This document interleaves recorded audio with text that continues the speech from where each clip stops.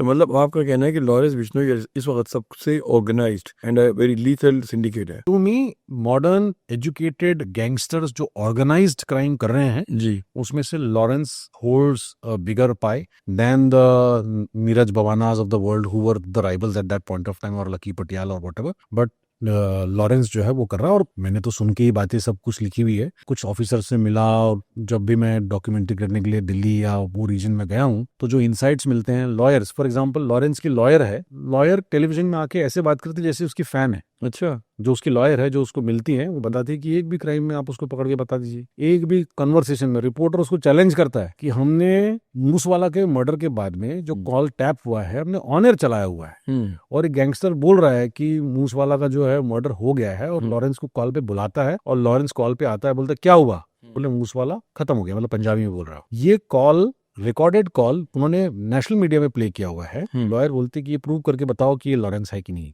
अच्छा, तो अब लॉरेंस तो खैर very much in the jail, voice sample is also there, जो बंदा फोन कर रहा है उसको भी मालूम है। अब क्या होता है, लीगल लूप होल्स बहुत सारे हैं। ये बंदा खुद लॉ पढ़ा हुआ आदमी है, इसको मालूम है कि जब तक वो फोन रिकवर नहीं होगा जी, और इसी कानून में एक बहुत अच्छा पेच है कॉल के मामले में, अगर कोई गैंगस्टर को कॉल कर रहा है तो जो लास्ट मेल में जिसको कॉल किया गया है वो एविडेंस है। जो कॉल करने वाला है that is not considered as major part of the evidence. जो रिसीविंग वाला बंदा है वहां अगर ये एस्टेब्लिश होता है तो that becomes a part of the evidence. और रिसीविंग में वो फोन कॉल कभी मिलता नहीं, ना वो फोन का इंस्ट्रूमेंट मिलता है, कुछ नहीं मिलता। जो सिर्फ टैप किया हुआ फोन है, अगर वो ऑफिशियली टैप किया होगा तभी मिलेगा।